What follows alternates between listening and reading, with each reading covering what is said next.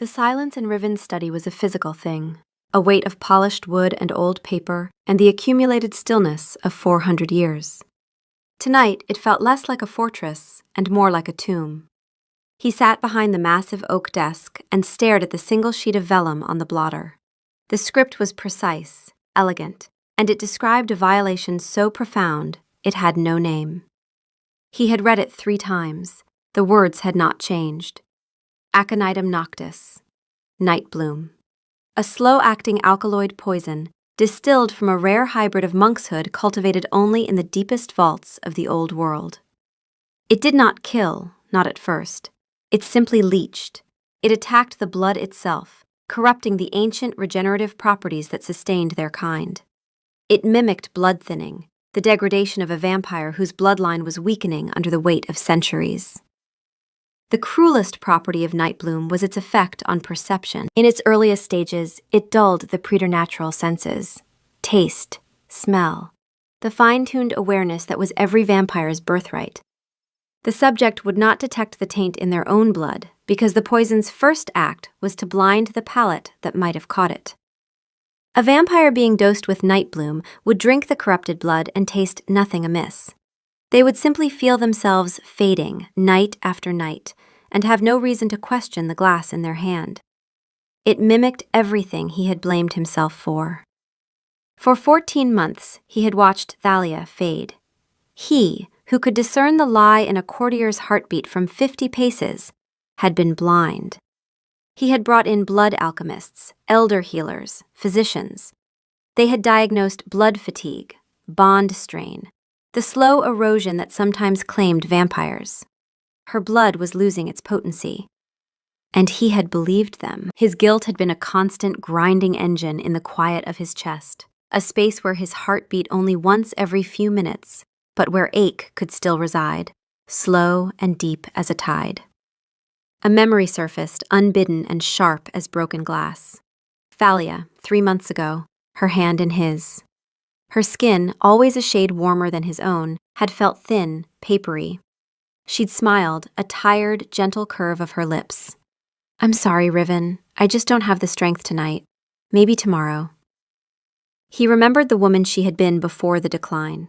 Sharp-minded, meticulous, the kind of thinker who could untangle a century of coven finances in a single sitting and find the one misallocated tithe that explained everything. She had managed the accounts of 3 allied houses in her 2nd century, a role the old guard had sneered at, too mercantile, too common for a queen, but one that had saved those houses from ruin. She had a mind like a ledger, precise, patient, and merciless in its accounting. The poison had not just stolen her strength. It had stolen the confidence she had in that mind. The woman who had once caught a 40-year embezzlement scheme in a single night's reading couldn't trust herself to stay awake through a meal. Now she apologized for not having the energy to walk to the garden. He had smoothed the silver pale hair from her brow and felt the vast, helpless weight of his centuries. He could command armies, reshape territories, outlive the decay of empires. But he could not renew her blood. He could not stop the slow, insidious drain he feared was a flaw in her turning. A turning he had performed himself 300 years ago when she had chosen him with the fierce, clear-eyed certainty that had made him fall in love with her. "You have nothing to apologize for," he had murmured, and the lie tasted like ash. He had believed her weakness was his fault, a flaw in his blood passed to her, a sin of the sire. Now the healer's report offered a different, more terrible truth. It wasn't his fault. It was his failure. The door opened without a sound. Elara stood on the threshold, a slim silhouette against the candelabra light of the corridor. She was young by their standards, barely a century old, with a mind that was unnervingly modern. She did not trust tradition. She trusted evidence. It was why he had summoned her. It was why she had succeeded where all the others, with their ancient remedies and pronouncements, had failed. "My lord," she said. Her voice was steady, but he could hear the frantic bird-wing flutter of her heart, a sound only audible because it beat so rarely. He didn't look up from the report. "Administered how?" His voice was flat, a stone skipping across a frozen lake. In her blood rations, Ilara confirmed. Trace amounts, consistently. Most likely introduced during the evening's prepared draft, blended in the lower cellars. It metabolizes within the blood quickly. By dawn rest, it would be undetectable by conventional means. Of course, the others had looked for the ghost. She had looked for the grave. Another memory. Talia, turning away from the crystal goblet of prepared blood, her appetite gone. He had sat with her, his own hunger a dull throb, and watched her push the vessel away with a grimace. He'd thought it was the quality of the blood, or the staleness of their supply. The truth was that her sustenance was poisoned, a slow, methodical corruption night after night. 14 months of it, over 400 prepared drafts laced with a lie. Who? The word was barely a breath. Ilara took a half step into the room. The report details the chemistry, my lord, not the politics. I found what was in her blood. Who put it there is beyond my sight. But it was not beyond his. He didn't need names. He had the motive. A consort from a lesser bloodline weakens the crown. The whispers had been circulating for a year, faint as moth wings. He had dismissed them as the grumbling of an entrenched old guard, resentful of a woman from the Ashbourne line holding a place of honor at his side. He had not seen the whispers as a statement of intent. He had grown complacent, insulated by centuries of power. Lord Valerius, with his talk of purity and precedent. Lady Isolde, whose ambition was a perfume she wore, sharp and cloying. And Cassian, his own second, whose loyalty had always been laced with a pragmatism that bordered on contempt. They had tried to erase Talia, to make her fade away so quietly that even she would believe it was her own nature. A bloodline too thin, a turning too flawed, a woman simply not strong enough for the throne. Riven's focus narrowed. The rage was unlike any he had felt in a century. It was not the hot fury of battle. It was a cold, cosmic fury. The fury of an ancient watching insects torture something beautiful for no reason at all. He had lived through plagues and pogroms, seen cities burn and brethren turn to dust in the sun. He had learned one lesson above all others. You do not show your hand. You let them see the judgment, the sentence, the end, but never the anger that drives it. Anger was a weakness, a vulnerability. He folded the vellum in half, the crease sharp and perfect. The sound was like a bone snapping in the deep quiet. Ilara flinched. My lord? He finally lifted his head, and his eyes met hers. In the candlelight, his eyes burned violet, a deep, bruised purple that could shift to pale amethyst or darken to near black depending on his mood.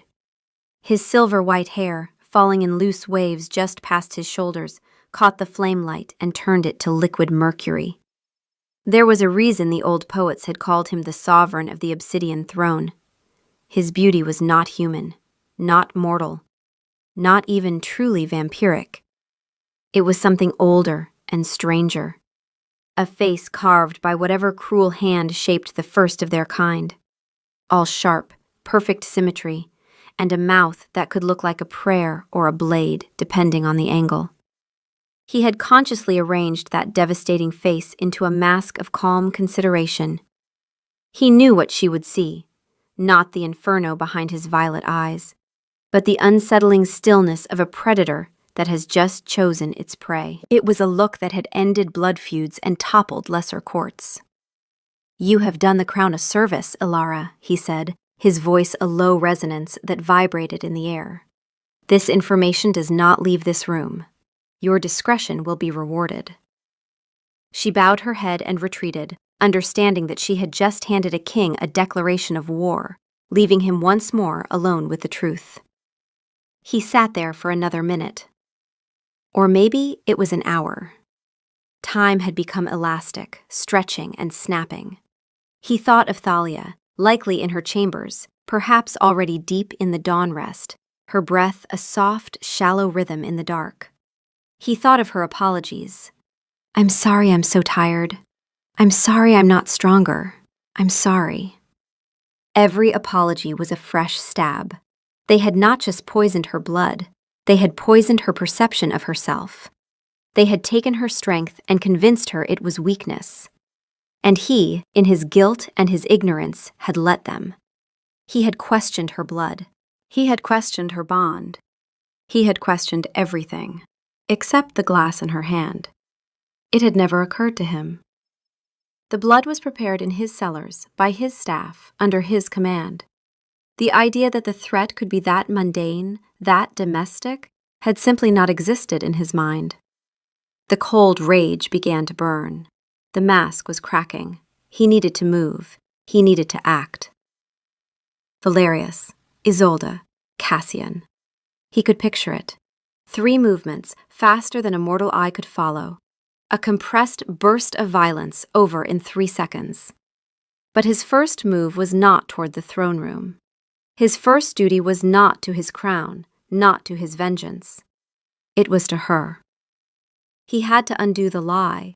He had to give her back the truth of herself before he took everything from them. He stood and walked out of the study. The silence that followed him was no longer a fortress.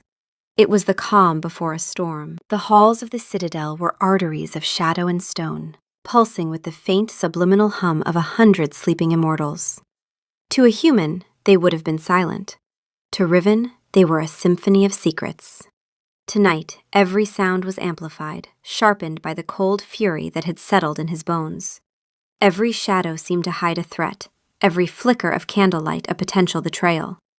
He walked not with his usual measured grace, but with a coiled stillness, a predator's containment. His speed was a temptation, a promise of violence to come. He forced himself to take each step, to feel the cold stone beneath his boots. This walk was a penance, a pilgrimage across the terrain of his own failure. Her chambers were at the heart of the citadel, a suite of rooms that overlooked the night garden, where silver birches and ghost orchids caught the moonlight and held it. It was the most beautiful view the citadel offered under the stars, and she had loved it from the first night. The sire bond between them, that deep, wordless current that had connected them since the night he turned her 3 centuries ago, had been screaming for months. He knew that now. But the bond did not transmit facts. It transmitted feeling. And what he had felt from her was a low, steady tide of exhaustion, of doubt, of quiet resignation. He had interpreted it as confirmation of his worst fear, that his blood was failing her, that his turning had been flawed, that she was slipping away and there was nothing he could do. He had felt her suffering and used it as evidence against himself. He had heard her drowning and mistaken it for the sound of the sea. The bond had not failed. He had. He dismissed the guards with a curt gesture. "Leave us. I will watch over her tonight." He was alone before her door. He paused, his hand on the cold iron latch. He was about to bring the war into her sanctuary. There was a unique cruelty in it, but it was a necessary one. The lie had to be burned away. He entered. The room was warm, warmer than most vampires preferred, a small vanity Thalia had always allowed herself. The air was filled with the scent of dried lavender and old books, and Thalia herself, a scent like night-blooming jasmine and old amber, a scent that had, for 14 months, been tainted with a faint, acrid undertone he hadn't been able to name. Now he could. It was the smell of night bloom. He had been smelling the poison on her for over a year, and had mistaken it for the scent of her own blood weakening. She was not in the dawn rest. She was curled in a heavy armchair near the hearth, where a low fire painted the room in strokes of orange and gold. A thick book lay open in her lap, but her head was resting against the velvet upholstery, her eyes closed. She looked ethereal in the flickering light, a figure from a pre-Raphaelite painting, all tired grace and sharp cheekbones. The sight of her, so still and fragile seeming, was what he had found beautiful and heartbreaking for months. Now it was an indictment. She sensed his presence. Her eyes fluttered open, the dark amber of her irises catching the firelight like whiskey held to a flame. A soft smile touched her lips, but it didn't reach her eyes. Those were shadowed with a familiar, bone-deep weariness. "Riven," she murmured, her voice a little rough. She made a small movement to sit up straighter, a gesture he had seen 1,000 times. It was an apology in motion. "I'm sorry for being found wanting." "Don't," he said. The word was sharper than he intended. She froze, her smile faltering. "Is something wrong?" He crossed the room in 2 silent strides, the fury in him so tightly leashed it was a vibration in his own limbs. He knelt before her chair, a gesture he had not made to anyone in centuries. It put their eyes on a level. He wanted her to see him. He needed to see her. He took in the faint, grayish shadows beneath her eyes, the pallor of her skin that was not the luminous alabaster of a well-fed vampire, but the sallow, dull tint of chronic blood starvation. Evidence. All of it. Evidence of a crime he had failed to see. He reached out, his hand hovering over hers for a second before he allowed himself the contact. His cool skin against hers, still warmer, but less than it should have been. Their temperatures had always been close, 2 variations of the same chill, but hers had dropped over the months. And then her hand moved, not to take his, but upward, automatically, to his hair.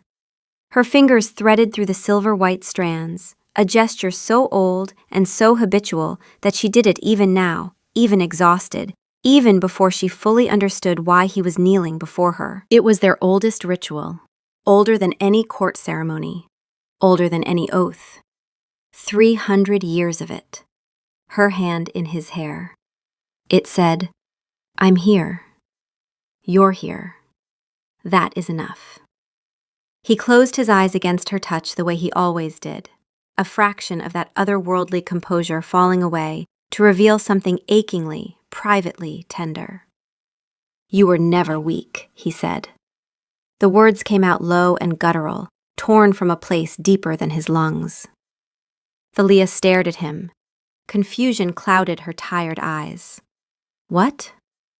It was a simple question, but it held the weight of 14 months of doubt, of self-recrimination, of her believing she was failing him, failing herself. He said nothing. Instead, he reached into the inner pocket of his coat and withdrew the folded vellum. He held it out to her. Her gaze shifted from his face to the paper. She took it, her fingers brushing his. She unfolded it. He watched her face as she read. He watched her eyes scan the elegant script, her brow furrowing in concentration.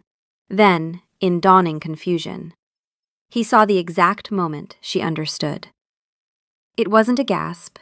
It wasn't a cry. It was a sudden, absolute stillness, as if all the blood in her veins had stopped circulating. The vellum crackled in her grip. Her eyes, wide and dark, lifted to his. They were stripped bare of everything but a raw, dawning horror. "How long?" Her voice was a shard of glass. He had known she would ask. The word still felt like a betrayal. 14 months. She didn't react at first. Then she looked down at her own hands, at the paper she was crushing without realizing it. A single, tearless sob escaped her, a sound of pure, hollowed-out pain. She looked back at him, and her voice was terrifyingly calm. 14 months of me thinking something was wrong with me. Her gaze dropped to the goblet on the side table, the evening's draft she had not yet touched. "I couldn't even taste it," she said, and her voice broke on the word. "I drank it every night, every single night, Riven. And I thought the blood was fine. I thought it was me that was wrong, and I didn't even have the senses left to question it." That was it. That was the line.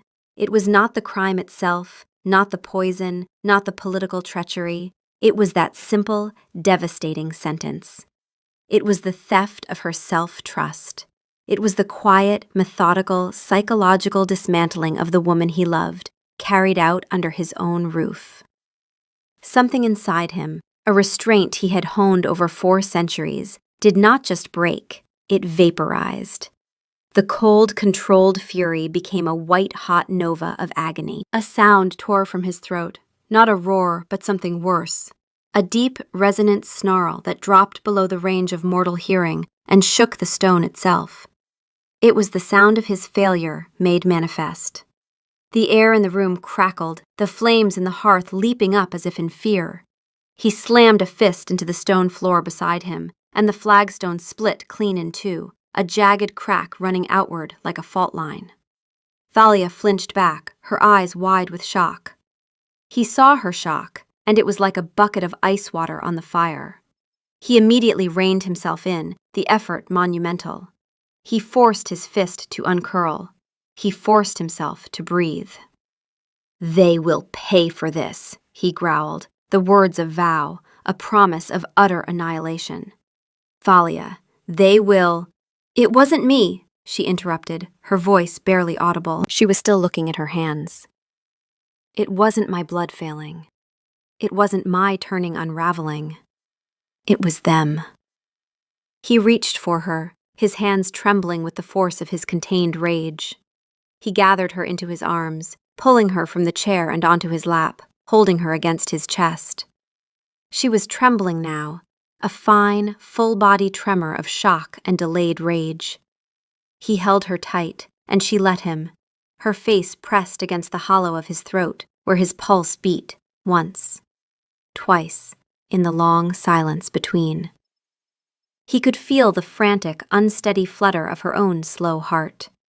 He buried his face in her hair, inhaling the scent of her, now irrevocably mingled with the ghost of her poison. "It was never you," he whispered into the crown of her head, the words a desperate prayer. "It was always them, and they are already dead. They just don't know it yet." But as he held her, a more chilling thought took root. He could kill them. He could wipe their names from the records, salt the earth of their ancestral crypts. But he couldn't give Talia back those 14 months. He couldn't erase the memory of her own self-doubt. The purge would be a release for him. For her, the battle had just begun. The court did not see it happen. They only saw the aftermath. One moment, Lord Valerius was in the library, a rare vintage of Venetian blood wine breathing in a decanter at his elbow as he perused a genealogy chart. The next, the book was on the floor, its spine broken, and a dark stain of ancient vita was spreading across the priceless Aubusson carpet. The decanter was untouched. The wine was still breathing. Valerius was not. Lady Isolde was in her solarium, admiring the pale spectral blooms of her moon orchids. She had been cultivating them for 60 years, a hobby that required patience and a delicate touch. She heard a sound, the barest whisper of displaced air. She turned, a question forming on her lips. It never found voice. Later, her handmaiden would find her among the shattered blossoms, a single, perfect moon orchid crushed in her hand. Cassian was in the armory. He was Riven's second, a pragmatist. He believed in steel, in strategy, in strength. He did not believe in ghosts. Which is why, when Riven appeared before him, not having entered through the door, but simply being there, Cassian's first thought was tactical. He had been outmaneuvered. He didn't even have time to lift his sword. Riven's hand closed around his throat, the grip not crushing, but absolute. Cassian looked up into a face that might have been sculpted by an angel with a grudge. All that devastating, unearthly beauty turned to a weapon. The silver-white hair fell around Riven's face like a curtain of frost, and his eyes, those impossible violet eyes, were empty. They were the void between stars. "She thought it was her fault," Riven said. His voice was not a shout. It was a quiet, conversational statement of fact. And it was the most terrifying sound Cassian had ever heard. 3 seconds of real time. That's all it took for the heart of the conspiracy to stop beating. 1 second for Valerius, 1 for Isolde, 1 for Cassian.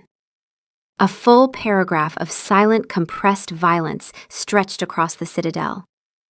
There were no screams. There was no struggle. There was only the sudden, jarring absence of 3 powerful, ancient lives, snuffed out like candle flames pinched between cold fingers.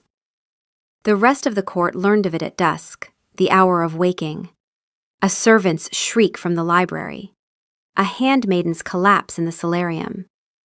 The discovery of the master of the guard in the armory, his sword lying beside him like a fallen comrade. By the time the moon was high in the sky, a silver eye watching through breaks in the clouds, the entire citadel was paralyzed by a fear so profound it was a physical pressure. The air grew thick with it. No one spoke above a whisper. Every shadow held a question, and no one wanted the answer. Riven called a formal court assembly in the throne room an hour later. The great hall, usually buzzing with conversation, was utterly silent. The remaining members of the council stood at their places, their faces pale even by vampiric standards, their eyes fixed on the 3 empty chairs. They were not draped in black, they were simply empty. The absence was louder than any eulogy. Riven stood before the throne, not seated on it. He was dressed in simple black, the fabric stark against the silver fall of his hair. The candlelight loved him, turning his white hair to a halo of pale fire, and deepening his violet eyes to something that looked almost holy. He looked rested. He looked calm. This, more than anything, was what terrified them. He let the silence stretch, letting it work its way into their bones. He swept his gaze across their faces, meeting each of their eyes in turn. Lord Valerius, Lady Isolde, and Commander Cassian have been removed from their positions, Riven announced, his voice echoing in the unnerving quiet. He did not say they were dead. He said they were removed, as if they were stains on a tapestry. Their service to this court is concluded. A collective, silent intake of breath. The finality was absolute.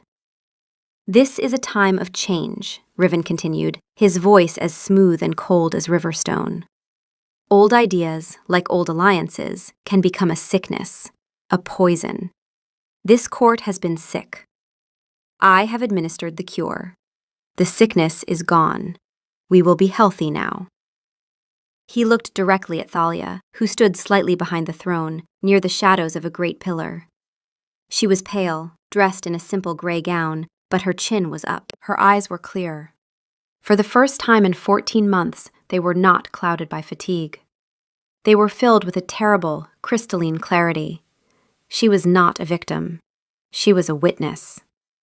The court saw it. They saw her standing there, no longer the fading consort, but the cause, the fulcrum. The quiet, powerful woman for whom 3 of the most influential vampires had ceased to exist in a single night. In their eyes, she transformed. She was no longer a weakness. She was a symbol of the king's terrifying, absolute devotion. Riven turned his back on the assembly, a gesture of ultimate dismissal, and walked to her side. He offered her his arm. She took it. Together they walked from the throne room, leaving the stunned, silent court to stare at the 3 empty chairs and contemplate the new and brutal mathematics of power. The purge was over. The message had been sent, received, and understood. But as they walked back toward their private chambers, Riven felt the slight tremor in Thalia's hand on his arm, and he knew the war was far from won. The bodies were gone, but the ghosts remained. The antidote was as brutal as the poison had been subtle. It was a flood where the night bloom had been a leak. For 3 days, Thalia's world was a nauseous, spinning blur.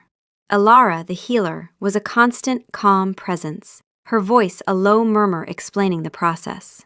The antidote, a compound derived from sun-blessed silver ash and ancient vitae, was forcing the accumulated toxins from her blood.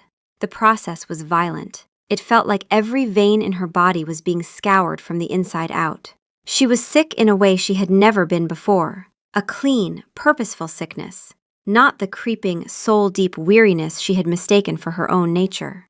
This sickness had an end point. The other had felt like a slow descent into nothing. On the 4th night, she woke from the dawn rest, and the nausea was gone. For a long moment, she lay perfectly still, taking inventory. She waited for the familiar weight to settle on her limbs, the fog to creep into the edges of her mind. It didn't come. Slowly, she sat up. No wave of dizziness, no immediate need to lie back down. She swung her legs over the side of the bed and planted her feet on the cold stone floor. She stood. The room remained stable. Her body felt light, empty. Not in a bad way, but like a vessel that had been filled with sand and was now, finally, hollow and ready for use. She could feel her blood humming in her veins with a vitality she had forgotten she possessed. The regenerative power that defined their kind was surging through her like a river breaking through a dam. She took a step, then another. She walked to the window and pulled back the heavy velvet curtain. The night sky was a vault of stars, and the courtyard below was bathed in cool, blue moonlight. She could see the faint shapes of gardeners tending the night-blooming jasmine. For the first time in over a year, the thought of walking down there did not feel monumental.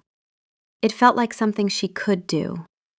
The relief was so staggering, it buckled her knees. She gripped the stone windowsill, her knuckles white. It wasn't me. The thought was a mantra, a prayer, a weapon. It wasn't me. But the ghost of the lie was tenacious. In the nights that followed, as her physical strength returned with startling speed, her vampiric regeneration kicking in properly for the first time in over a year, she found her mind was still tracked in the old patterns. She would wake, and her first thought would be, how tired am I tonight? How much can I get done before I have to rest? She would have to consciously, deliberately replace it. I am not tired. I am strong. I can do what I want. Riven was a shadow at her side, a silent, watchful guardian. His guilt was a palpable thing. He watched her every movement with fierce pride, laced with agonizing self-reproach. His presence was both a comfort and a cage. He was trying to give her the world, to make up for what had been stolen. A week after the purge, she decided to test herself. She went to the small sitting room attached to her chambers, where she kept old alchemical tools, a hobby from her first century. She decided to prepare a simple tincture. The motions were simple. Measure the dried herbs, heat the solvent over a small flame, grind the base in the stone mortar. But as she lifted the heavy mortar, her arm faltered. An echo of weakness, a ghost memory of her muscles trembling. Her hand shook. The mortar clattered against the flask, and something inside her snapped. A surge of rage, white-hot and pure, burned through the fog of her recovery. It wasn't directed at the conspirators. They were dead. This anger was for herself, for the part of her that had believed the lie so completely it had become a physical reflex. She slammed the mortar down on the marble counter. I am not weak, she hissed to the empty chamber. Thalia? Riven was there, appearing in the doorway, his silver-white hair catching the lamplight. His beautiful face was a mask of alarm. In an instant, he was at her side, his hands hovering near her, ready. Let me, he said gently, reaching for the mortar. That's heavy. And that was the final straw. She snatched her hand back as if burned. No, don't you dare. He froze, his hand in mid-air, confusion and hurt in his violet eyes. Don't treat me like I'm made of glass, she said, her voice trembling with a fury she hadn't known she possessed. I am not the patient anymore, Riven. For 14 months, I thought I was breaking. I thought my blood was thinning, my turning was unraveling, that my body was a prison. I believed I was failing. Do you have any idea what that feels like? I need to lift this mortar. I need to walk the battlements. I need to feel my own strength and know that it's mine. And I can't do that if you are always here, waiting for me to falter. Your guilt is a heavier burden than this mortar ever was. She saw the words land. They hit him with more force than any physical blow. The hurt in his eyes deepened into something raw. He slowly lowered his hand and took a step back, creating distance between them. It was the first time in a week he had willingly put distance between them. "I see," he said, his voice a low rasp. He looked lost, a king without a kingdom. Thalia's anger deflated, leaving a hollow ache. She hadn't meant to be cruel, but she needed to breathe. She needed to find her own footing. She deliberately picked up the mortar. It felt solid, manageable in her hand. Her muscles didn't tremble. She poured the ground mixture into the flask, the sharp scent of dried rosemary and ironroot filling the air. She did not look at him. She focused on the task, this small, mundane act of reclamation. When she was done, she set the mortar down with a soft click. She finally turned to face him. He hadn't moved. He was just watching her, his stillness absolute, a statue of silver and shadow. "I need some space, Riven," she said, her voice quiet but firm. "I need to remember who I was before this." He gave a single, slow nod. His face was unreadable, the mask back in place. But she could feel the turmoil, a silent, raging sea. Without another word, he turned and was gone, moving with that preternatural silence that still, after 3 centuries, could make her breath catch. Thalia stood alone in the quiet room, the scent of herbs in the air. She had her strength back, but she was beginning to realize that in order to truly heal, she might have to break the heart of the man who had saved her. The gardens of the citadel were a paradox, a testament to the vampire's strange relationship with the natural world. There were no sun-loving roses or cheerful daisies. Instead, there were groves of silver birch that looked ethereal under the moon, beds of ghost orchids, and sprawling patches of night-blooming jasmine. And in a secluded, walled-off section at the northern edge, there was the aconite garden. This was where the night bloom was cultivated. It had been Isola's private domain. It was here that Thalia went. She needed to see it. She needed to confront the source. The night after her confrontation with Riven, she walked there alone. He kept his promise, keeping his distance, though she felt his awareness like a faint pressure on her skin, the sire bond humming with his worry. He was watching, but from afar. It was enough. The gate to the aconite garden was locked. A new lock, heavy and iron. A message from Riven. "This place is forbidden." She stood before it, her hand resting on the cold metal. His instinct was to lock the danger away. Hers was to face it.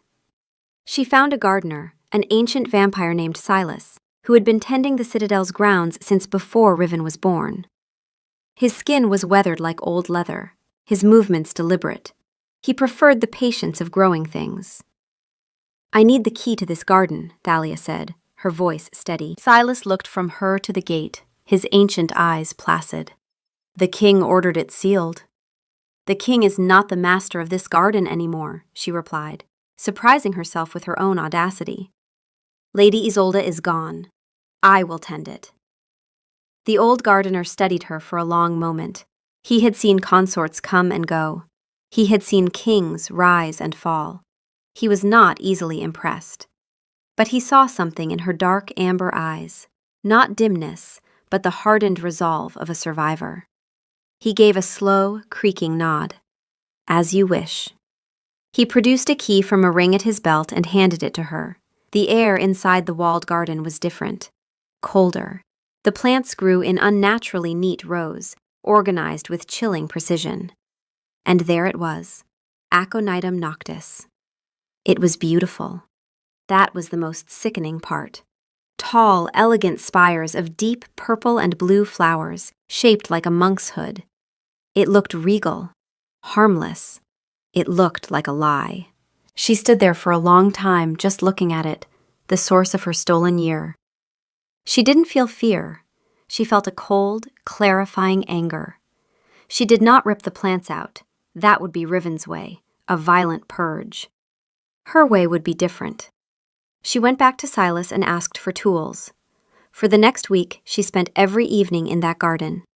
She moved the night bloom plant by plant, replanting them all in one contained, stone-lined bed at the far end. She was corralling the threat, not eradicating it. Then, in the spaces she had cleared, she began to plant new things, She consulted with Alara. They chose plants based on their properties: white willow bark for blood pain, lavender for calming, comfrey for mending veins, angelica for strengthening the sire bond. Healing things. She was turning Isolde's poison garden into an apothecary's sanctuary. The physical labor was a balm. The ache in her muscles was a good ache, the ache of effort, not illness. It was proof of her own returning power. She would return to her rooms, hands stained with dark earth, and fall into the dawn rest deeply and dreamlessly. The court watched her. They saw her walking to the garden every evening. They heard the rumors. And their fear of her slowly transformed into respect. She wasn't just the king's beloved. She was the woman who tended the poison that had nearly destroyed her. One evening, Alara joined her in the garden. The healer carried a small, leather-bound journal. "I have been analyzing the financial records from Cassian's office," Alara said, her tone businesslike. "I found something strange. For the past 14 months, there were regular, untraceable payments made to a small alchemist's shop in the Mortal Quarter. The amounts were small, insignificant, easy to hide in the larger budget." Talia paused, wiping a smear of dirt from her forehead. "For Nightbloom." "No," Alara said, and her eyes were sharp. "That's the strange part. The payments were for Silverroot, an entirely different compound. It's a fast-acting nerve agent that affects mortals, not our kind. But I looked at the seller ledgers. Every time a payment was made for Silverroot, the Nightbloom in your draft was doubled." Talia felt a chill. Why would they buy a substance that doesn't even affect us? "I don't know," Alara admitted. Riven's investigators dismissed it. "They are not looking at the apothecary's bill." Talia stared at the neatly organized rows of herbs. Riven and his people saw the world in terms of power, territory, and overt threats. They had found the assassins and executed them. But she saw the world in patterns, in ledgers. The old guard had sneered at that mind. They hadn't considered that her common skills might catch them. They hadn't just been poisoning her. There was a parallel operation. The Silverroot payments were a variable. The picture wasn't complete. "Thank you, Alara," Talia said. "May I see those records?" That night, Talia didn't rest. She sat with the journal, a map, and records from the gatekeepers. She traced the money. She traced the dates. She found a name, the cellar hand who had blended her evening drafts. A quiet, unremarkable vampire named Petros, assigned to her preparations by Cassian. Petros had vanished 3 days after the purge. No notice, simply gone. In a court of immortals, it was itself a confession, and slowly a new picture began to emerge. The purge had not been total. He had cut off the head of the snake, but he hadn't found the nest. Philia, armed with a ledger and her own intimate knowledge, was walking right toward it. The tension between them had settled into a fragile truce. Riven kept his distance, a brooding, silent protector at the edge of her vision. The silence was heavy with unspoken things. He was waiting. For her to come back to him. For her to forgive him. She knew she had to be the one to bridge the distance. He was trapped by his own guilt. She found him in the observatory at the highest point of the citadel. It was a circular room of dark stone and brass, with a massive telescope pointed at the sky. He was not looking through it. He was standing before the great arched window, his back to the room, looking out over the sleeping city below. A million tiny lights, a million mortal lives burning brightly and briefly. The moonlight caught his hair and turned it to spun silver. She stopped in the doorway, the journal clutched in her hand. Riven. He didn't turn, but his shoulders tensed. "Thalia, you should be resting." "I'm done resting," she said, walking into the room. "We need to talk." He finally turned. In the starlight, his face was all sharp angles and deep shadows, the silver hair framing features so perfectly wrought they bordered on cruel. His violet eyes were dark, bruised plum, the color of sleeplessness and guilt. "I hurt you," he said, his voice low. When you needed space, I smothered you. I am sorry. It was the admission she had been waiting for. Yes, you did, she agreed, her voice soft but unwavering. You were so focused on your guilt that you couldn't see my anger. And I needed my anger, Riven. It was the first sign that I was still in here. She pressed a hand to her chest. He flinched as if she'd struck him. But you have to stop trying to make it right, she continued. You can't. What happened is a part of me now, a scar. You can't heal it. All you can do is be with me while I learn to live with it. You have to trust me to be strong enough for that. Trust me? He laughed, bitter and self-deprecating. My trust is worthless.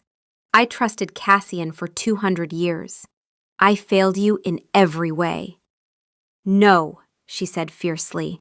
She reached up and cupped his face, her palm against his cool, smooth skin. He went utterly still. He leaned into it with a shuddering sigh, his eyes closing. You believed me. You believed my weakness was real, and you loved me anyway. You didn't love me because I was powerful or useful. You loved me when you thought I was fading. Don't you see? That is the only thing that matters. His eyes opened, and they were bright with something she had never seen in them before, not in 3 centuries of marriage. It was not tears, their kind did not cry, but it was the closest thing to it, a shimmering, raw vulnerability that cracked the surface of that devastating face like light through stained glass. I felt you, through the bond, he said, his voice barely a whisper. Every night. I felt your exhaustion, your doubt, and I believed it was my fault, that I had done something wrong when I turned you, that my blood was not enough, that I was losing you. Something in her chest cracked open. You thought you were losing me? She said softly. And the bond just kept confirming it. It confirmed what I was afraid of, he said, not what was true. She understood then, with a clarity that was almost painful, the shape of the trap they had both been in. She believing her body was betraying her. He believing his blood was betraying her. 2 people in the same marriage, suffering the same lie from opposite sides, and the bond between them carrying the grief back and forth like a tide, amplifying it with every pass. She moved her thumb gently across his cheekbone. We were both in the trap, she murmured. A profound stillness came over him. His eyes searched hers, looking for the lie, for the pity. He found none. Now, she said, her tone shifting, becoming more resolute. I need you to trust me with this. She held up the journal. You cut off the head of the snake, but you missed the 4th conspirator. Riven's focus sharpened instantly. What are you talking about? Valerius, Isolde, and Cassian were the architects, she said, opening the journal. But they were old guard vampires. They think in terms of power, legacy, direct challenges. This poison was too subtle, too methodical, too patient. There was someone else involved, someone who understood how to poison a mind. She laid the journal open. Elara found payments for silver root, correlating with my dosage.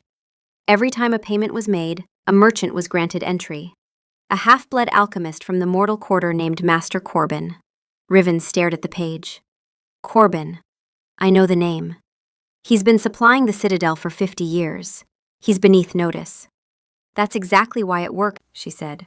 They would never associate with him publicly. He was beneath their contempt. And that made him invisible. He was the perfect tool, useful precisely because they despised him. But look at this.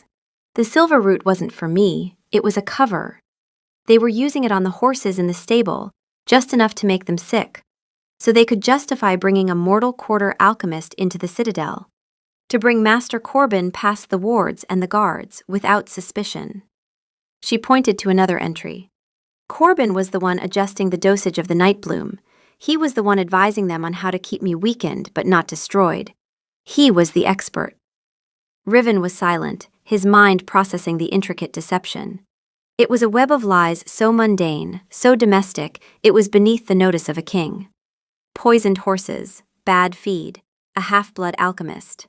It was brilliant. He lives between worlds, Riven said, the deeper implication settling over him.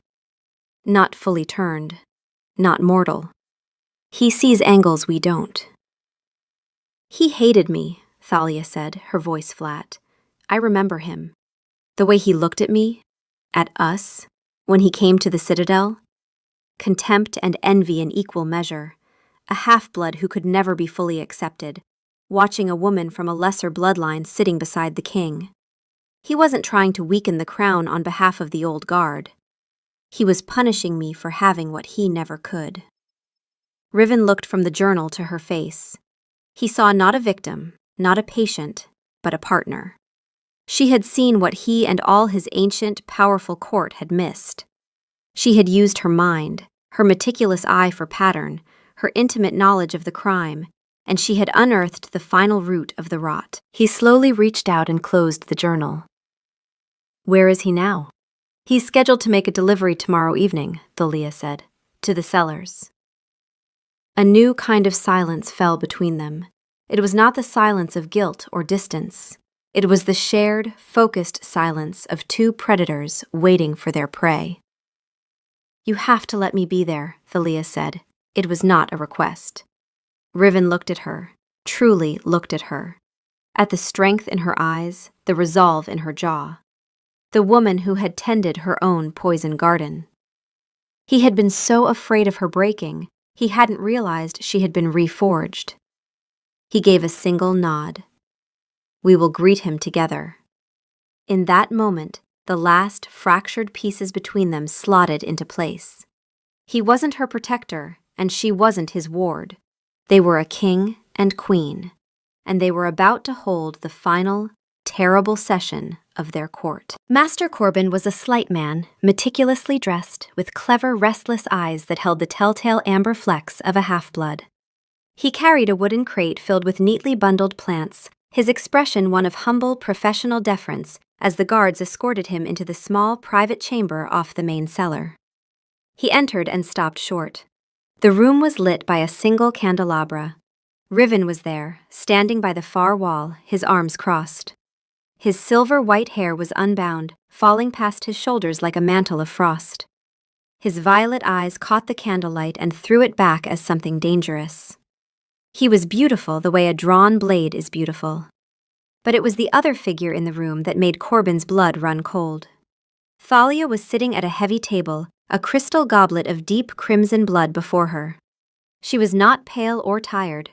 She looked radiant, her dark amber eyes sharp and clear. She looked powerful, impossibly powerful. Master Corbin, Riven said, his voice a pleasant, deadly purr. Thank you for coming. Corbin swallowed, his half-blood heart beginning to hammer against his ribs. My lord, I was not expecting Lady Thalia. I am gladdened to see you looking so well. Thalia smiled, a slow, deliberate curve of her lips that held no warmth. I am feeling much better, thank you. The Citadel's blood supply seems to suit me after all. She took a delicate sip from her goblet, her eyes never leaving his. In fact, I've taken up a new hobby. Gardening. I've been restoring Lady Isolde's old botanical collection. Corbin's carefully constructed composure began to fray. He could feel the trap closing. Isn't it? Thalia continued, her voice light and conversational. It's fascinating work. So many interesting plants.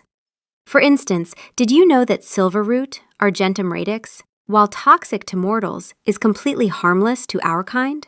But it causes a very specific set of symptoms in horses. Corbin's face had gone ashen. And then there's the night bloom, Thalia said, her voice dropping. The dosage is everything, isn't it? Too little, and there's no effect on a vampire's blood. Too much, and the blood dies, and with it, the vampire. But just the right amount, administered over time, it can make a vampire believe they are fading away. It's a very particular kind of cruelty. Wouldn't you agree, Master Corbin? The half-blood's nerve broke. He dropped the crate, herbs scattering. I don't know what you're talking about. Lady Isolde commissioned plants for research. I am a simple supplier. You are a poisoner, Riven said, his voice cutting through. He pushed away from the wall and took a single step forward. The temperature dropped and his violet eyes burned like cold fire. You conspired with members of my court to harm Lady Thalia. You advised them. You supplied them. You adjusted the dosage. You are as guilty as they are. They are dead, Corbin shrieked, terror shrill. They paid me. I did what I was told. You did more than that, Thalia said, standing up. She walked toward him, her steps measured and confident, with fluid grace. She stopped before him. You enjoyed it. You watched me wither, and you felt powerful. For once in your life, you had power over someone who had what you didn't you? Corbin was trembling, his eyes darting between them. He saw no escape. They deserve to die, Riven stated, his voice calm. And so do you. But your end will be different. Theirs was quick, a privilege of their station. He looked at Thalia. What is your judgment? The question hung in the air. Thalia looked at the sniveling, terrified half-blood, and the fire of her anger cooled into something else. Pity. Contempt. This was the architect of her stolen year? This small, bitter creature, motivated by petty jealousy? Death would be too easy. It would be an escape. No, she said, her voice clear and strong. She turned to Riven. Death is too easy. It's an escape. He doesn't get to escape. She turned back to Corbin. You will live. You will live out whatever years your half-blood constitution grants you. You will return to your shop, and you will continue to sell your little herbs. But you will carry something with you. She looked at Riven. The blood seal. Corbin's eyes went wide. He knew what it meant. Every half-blood did. Riven moved without hurry. He took Corbin's wrist and turned it palm up. He pressed his thumb to the inside of the man's forearm. There was no sound, no flash of light, just a faint hiss, like water on hot stone, and a mark bloomed on Corbin's skin. A dark, elegant sigil, permanent as bone. It would not fade.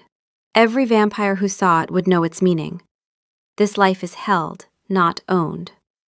Every night, for the rest of your life, you will remember this room, Thalia said, her voice quiet and absolute.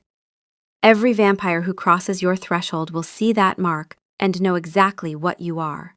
Not a martyr, not a villain, just a man who was shown mercy by the woman he tried to destroy. She bent down and picked up a single sprig of night bloom from the scattered herbs. She tucked it into his breast pocket with a gentle, terrible care. A souvenir, she said, to help you remember. Corbin stared down at the flower against his chest, then at the dark sigil on his forearm, and his last composure shattered. He backed away, stumbling, then turned and fled into the night.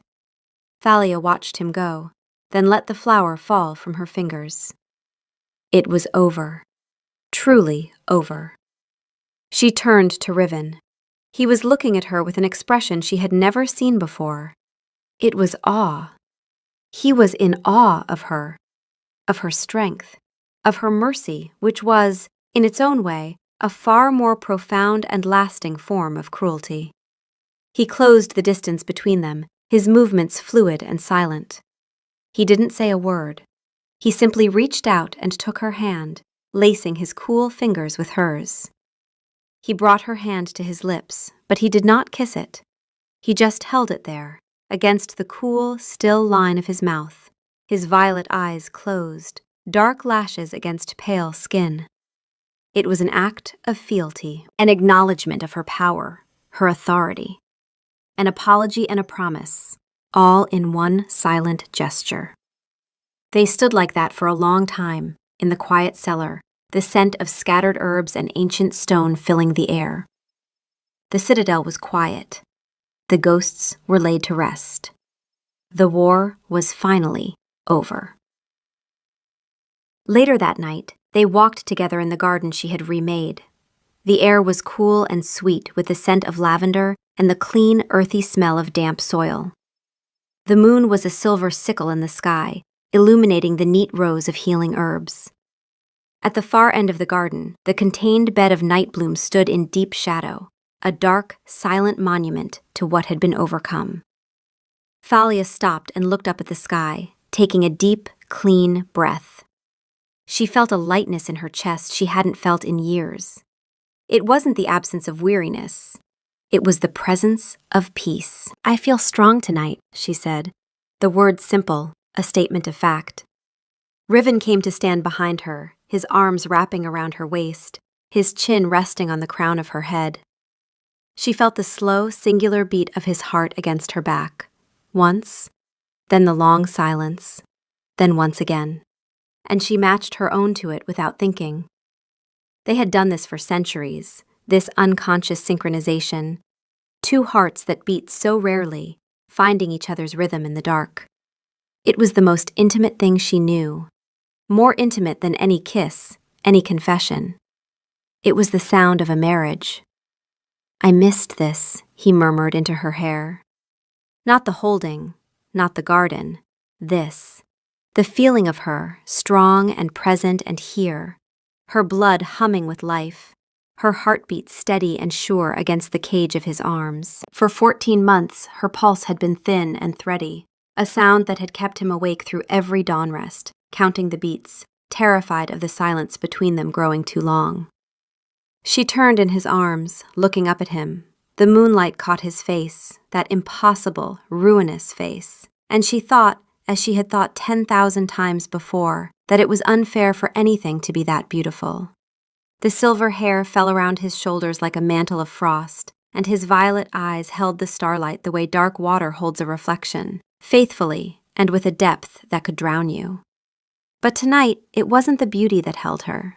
It was the small, barely perceptible crack in his composure, the faint tremor at the corner of his mouth, the way his eyes, usually so controlled, so ancient, were bright with something that looked, in any other creature, like it might be tears. She reached up and smoothed the silver hair from his face, the way he had done for her so many times during her illness. The reversal was not lost on either of them. "We're all right," she said quietly. He pressed his forehead to hers, his eyes closing. "Say it again. We're all right, Riven." He exhaled, a long, shuddering breath that carried the weight of 14 months of silent terror, and his arms tightened around her, pulling her close until there was no space between them, until she could feel the stillness of him, the ancient, enduring stone of him, and he could feel the warmth of her, returned at last. His silver hair fell around them both like a veil, and for a moment, in the quiet garden, they were the only two creatures in the world. She had lost 14 months of her life to a lie, but in finding the truth, in fighting her way back, she had found a strength she never knew she had. She had remade a garden, she had remade a court, and she had remade herself. The scars were there, and always would be. But scars were not a sign of weakness. They were proof that you had been wounded, and you had healed. And sometimes, rarely, preciously, they were proof that you had healed together. The night was deep and still around them, and their hearts beat slow and rare and perfectly in time.